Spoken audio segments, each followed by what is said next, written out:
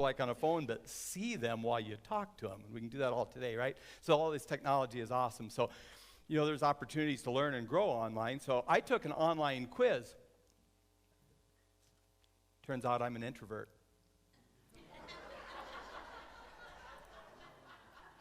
I've been doing this all wrong. I'm going to have to totally rethink life as I know it. So Kurt asked me last Sunday, well, a week before that, Kathy'd been down to Enid. I went down on Thursday and got to see Emmy, their new grandchild. And so, again, technology, I got to tune into FaceTime and our group here and listen to Terry's message.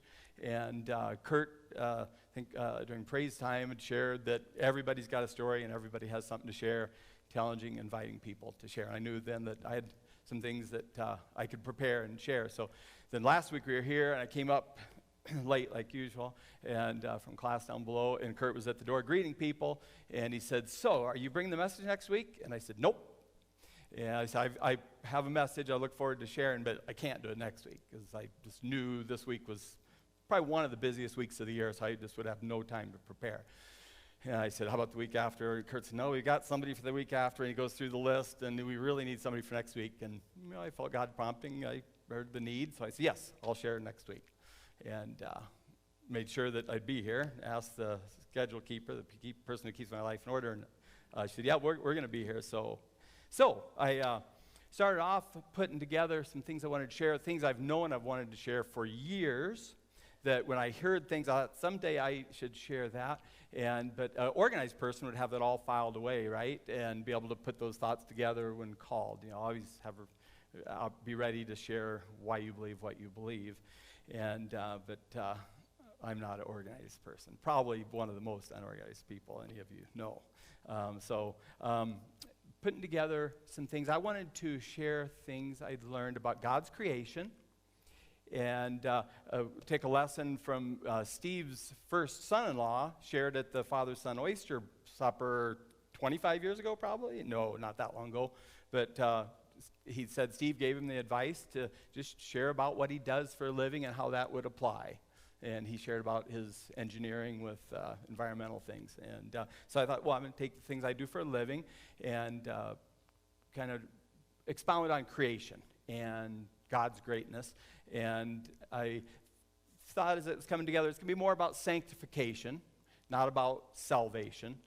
And it's going to be about as we grow closer to God, as we mature, and as we develop that walk with Christ, that we have a joy, that regardless what happens, we have joy.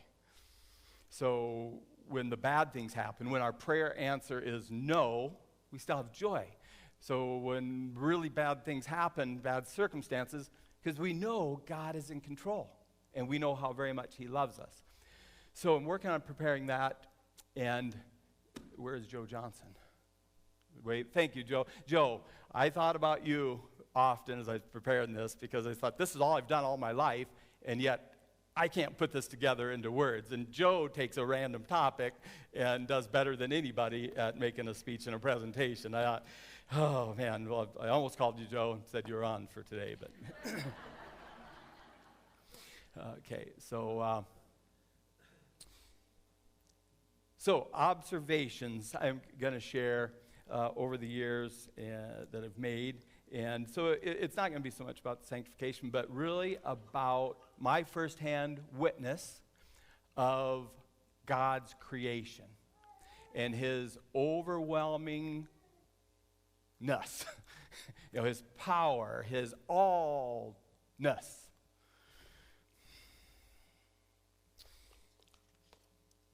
So, ear corn, right? I've been in the sea. I wanted to farm, but it wasn't in the chips. It wasn't at the right timing. So I thought, I'm going to work with farmers.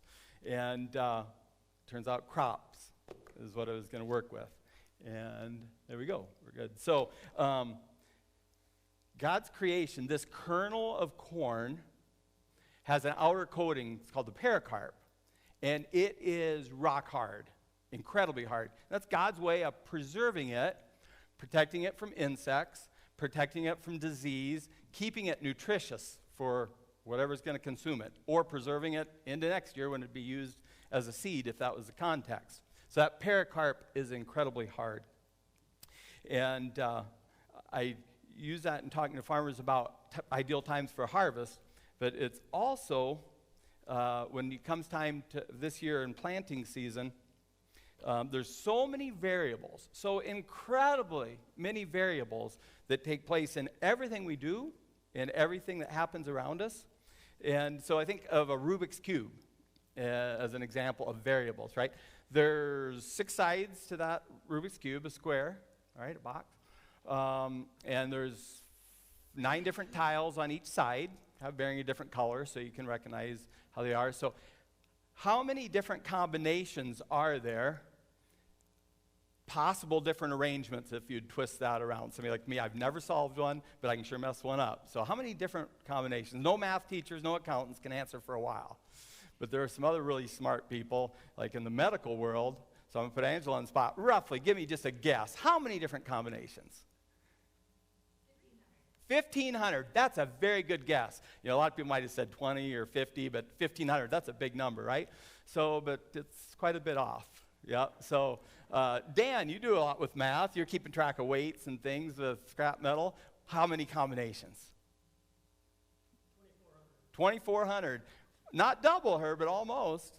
So Tim, I think he was a mathematician. He's quite a bit low.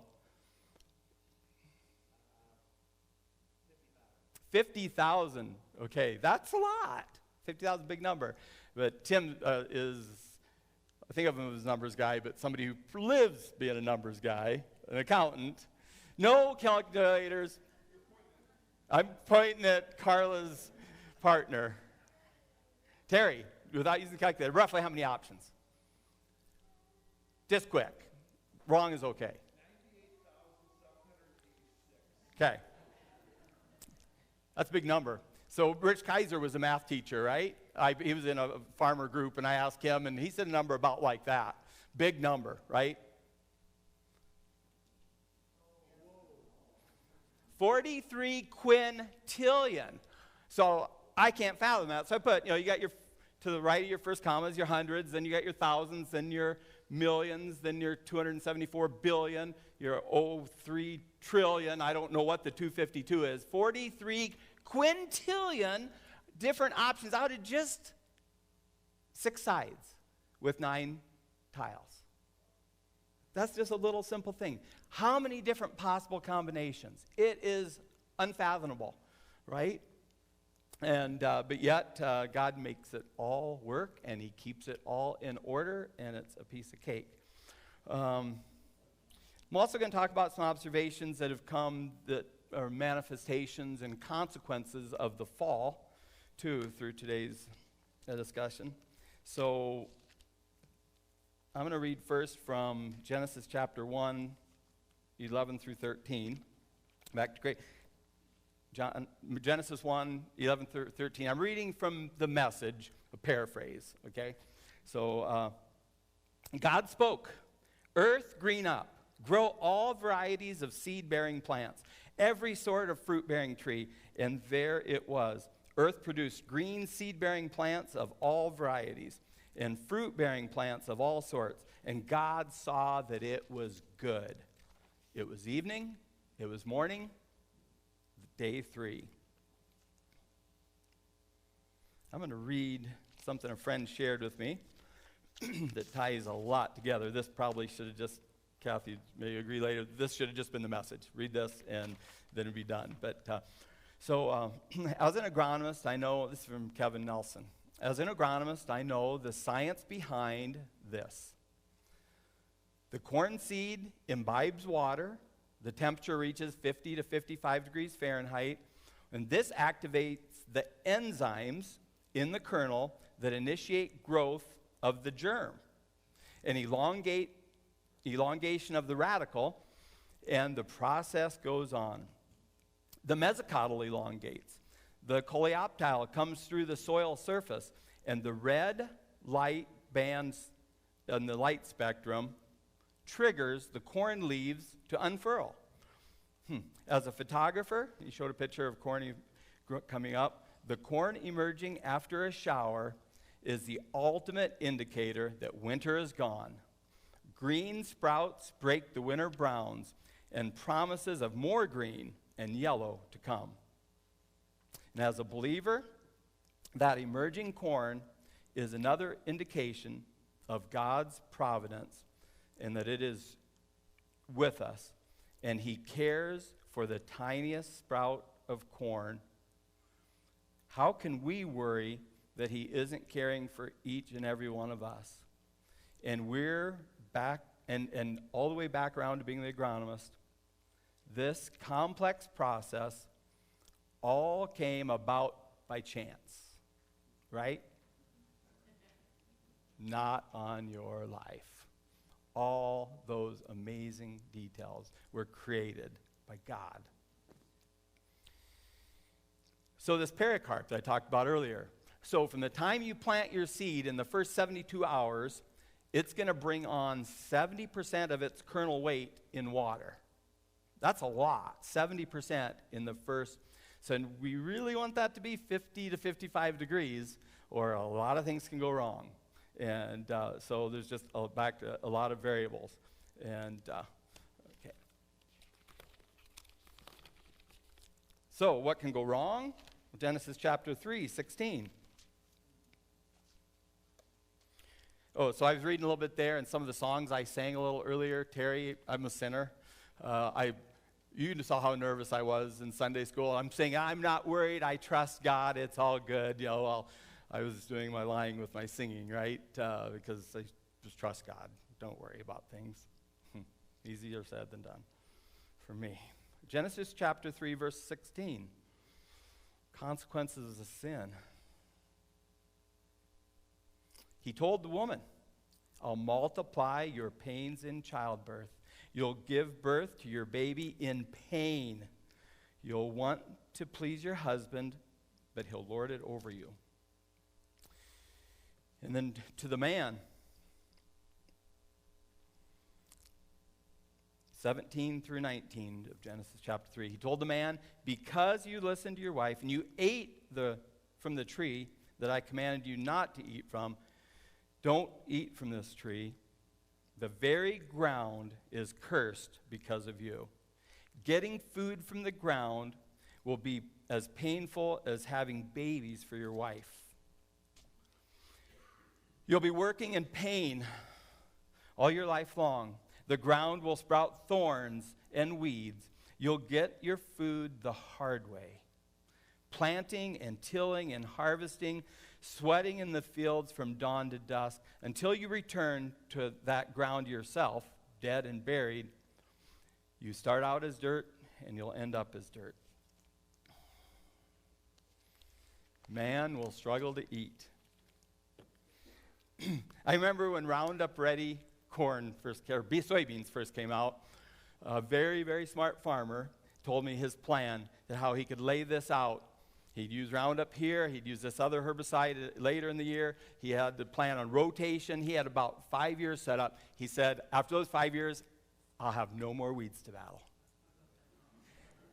Weeds will be done. And I am simple. I'm not very smart. But I know the wind blows. And I know coyotes run from that field to that field. And stickers are on them. And they're going to fall off over here. And so man will struggle to eat. Man will fight thorns and thistles and weeds. Okay. So Dr. Fred Belo came from the professor at the University of Indiana, is kind of known as the corn production guru, the best of the best. And he summarized things for growing corn into 7 key factors. And I'm going to talk a little bit about weather, which is more than 43 quintillion different options. Right, weather alone. And he used nitrogen, I think is so wrong. It should be nutrients, because it's not just nitrogen, but other nutrients, and this makes it simple. So, weather, okay? When it comes to weather, I love this. Fungicides, we put seed treatments on seed. And the first thing that came out is, if it's cold and wet, I'll use the seed treatment. But if it's not, I won't. Okay, well, disease, and based on weather, So there's certain diseases, fungal diseases, that if it's cold and wet, it triggers them. There's other ones that if it's cold and dry, it's a trigger for a different fungus. There's others that if it's warm and wet, like Phytophthora, root rot. Warm and wet triggers Phytophthora. And there's others that if it's warm and dry, it triggers those diseases. So all the different options, there are potentials based on the different variables. And when I said that I didn't think it should be nitrogen, it should be nutrients, there's a lot of nutrients. So the major ones that we talk about are N, P, and K, the macronutrients that we put a lot on. And we can see that response more times than not with nitrogen, so I think that's why he called that out. But there's trace nutrients like sulfur and zinc, manganese, iron, copper, boron, that all play a really big role in how the plant can utilize the nitrogen, the phosphorus, and the potassium. So those are trace nutrients. And then there's calcium and magnesium, that I don't care if you have the perfect amount of nitrogen, phosphorus, and potassium. If the calcium and magnesium ratio isn't right, it's not available to the plant. So it's like it's right there, but I can't get to it. Okay? So this slide here, I put on presentations probably 5 years ago. I was traveling a lot more up north, and they're like 4-hour presentations. So I'm done with that slide. But there's, again, 43 quintillion is nothing, a drop in the bucket compared to an ocean of variables. God is magnificent, and God is detailed. And just a reminder, he doesn't care much about corn compared to how much he cares about you.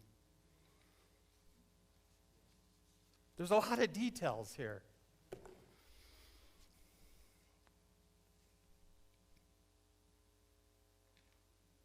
So I wanted to build a lot into parallels of things that can go wrong in crops and parallels that a sin issue that can strike. Some that I've dealt with, there's a lot of different sins, a lot of different detractions from, I'm talking about beyond salvation. I'm not talking about salvation. I'm talking about sanctification. God wants the best for you. He wants the best for me. And so, I'm not the very best, but meanwhile, and because I didn't say yes when asked to do something, sins of omission, right? Sins of omission have missed out on a lot of the best God's had. Weeds, okay? If those weeds come up, you know what they like? They like nitrogen and phosphorus and potassium and sulfur and zinc and boron and water. We were short of water not too long ago. The weeds come up and they take all the good stuff from the desired crop that you want, right? So in man's infinite wisdom, Roundup Ready soybeans came out. It kills everything else. It kills everything, green and growing. So let's make soybeans tolerant to it. And pretty amazing achievement to be able to insert that trait into a soybean plant so you can spray this lethal herbicide and it lives. So it reminds me a little bit of the Tower of Babel, because we are pretty smart. The world throws us problems. We can handle them, not a problem. It was about 5 years, and weeds started becoming resistant to Roundup. Took a little longer before they became widely resistant, but I'm not. I wish I was a better apologist if there's anything I'm envious of. But they say it took thousands of years, hundreds of thousands of years, millions of years for evolution to transform. When this plant, in 5 years' time, became resistant, and no.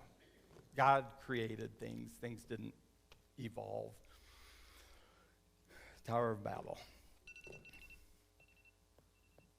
corn rootworms became a big issue. So we have weeds, we have insects. So a corn rootworm, there's about 3 different main species, but 2 around here are northern corn rootworms and western corn rootworms. So they developed a trait that you could insert this protein into the corn, and now if a corn rootworm larva eats on the roots, it dies. That becomes poison to them, but I can eat it and it's just fine. So we come up with that. It was less than 5 years, and rootworms became tolerant, and we're able to eat that. And so one of the real benefits I've had is to be able to listen to a lot of training. And probably about 12 years ago, maybe 10, I was in St. Louis at Monsanto's main research facility. And we were there as prospective customers to them. So they were putting on the dog and pony show, and they brought out they had 5 different products they wanted to sell. A couple of them were in their pipeline. They wanted to educate us so we could educate people, but first of all, convince us to handle them. So they had the heads of each team and then put on presentations. And then that evening, there was supper and a time for us to mingle and get to know them. And these smartest scientists, at that time, the most influential and effective company at coming up with solutions, everyone said, there's intelligent design. There's a creator. These people had studied, they were the top of their game in science. And they testified to God and his creation. So that was really encouraging. Really, really, really, really encouraging. Okay. Planting depth. So a corn plant, if you look, there's leaves come out, and at the base of the leaf, there's a ring that's real significant. It's a bump. If you run your hand up, it's real significant. It's called a node. Okay, that's the node. And there's quite a few nodes that develop and stay below the ground. There's a cluster of about 5 that are one so close to the other you can't tell them apart. Where above ground, they're from one year to the next, it'll vary, but from 6 to 18 inches, usually about 8 to 12 inches apart. Each of those nodes will grow a leaf, but those below ground grow roots. Okay? So any node can grow roots, even those that are 3 foot tall. If you get a wind event and they get down within about 3 inches of the ground, they'll shoot roots down. Okay? Random. Okay. So these roots, these nodal roots below the ground, it's really important to be planted correctly. Okay? And I say 2 1/8 inches. And so I'm late almost all the time, right? I have some coworkers, they say it's Dave time. You know, Dave time, if I said I'm going to be there at 10, they said, figure him 10:15, 10:10. And so my mother was a lot like that. And my dad would tell her, well, we're going to leave, and he would never say 10 minutes till. He would say a random number, you know, like 11:47 or 11:52. You know, a random number. So that's why I say 2 1/8. It needs to be deeper than 2. Okay? So the reason that being is the group of nodal roots or nodes in the base of the plant below the ground, if you're at 1 inch, you're going to get about 2 nodes. No. If you're at 1 inch, you're probably just going to get 1 node, maybe if you're lucky 2, that establish roots that become feeders, straws in a malt, so to speak, right? More straws you have, and the quicker you can drain it down, more you can access it. At 1.5 inches, you'll probably get 3 nodes. At 2 inches, you'll for sure get 4 and maybe 5. At 2.5, you'll get 5. Well, there's a lot of difference between 5 and 1 or 2. A lot of difference in how much water it can take up and how much nutrient it can take up. And so, this has got the data on it, right? So I love doing this because 3/4 of the meetings I do would be evening meetings, and at least half the wives would be along with their husbands. And so I break this down, and at 1.5 inches, so we get in a hurry, we want to plant, we think we got it at 2, in fact we measured it was 2 1/8, but we get into a little different soil conditions, and then we get 1.25 inches, 1.5 inches. Way more corn gets planted at 1.5 inches than anybody'd ever care to admit. But so the difference between 1.5 inches and 2 1/8, I'm going to use the 63 bushel at 2.5, but You can, at 2 1/8, you're probably going to accomplish that same. 28 bushels. Okay, 28 bushels times $5 times, that's $140 an acre. $140 extra an acre on that one little detail. Are details important? Details are pretty important.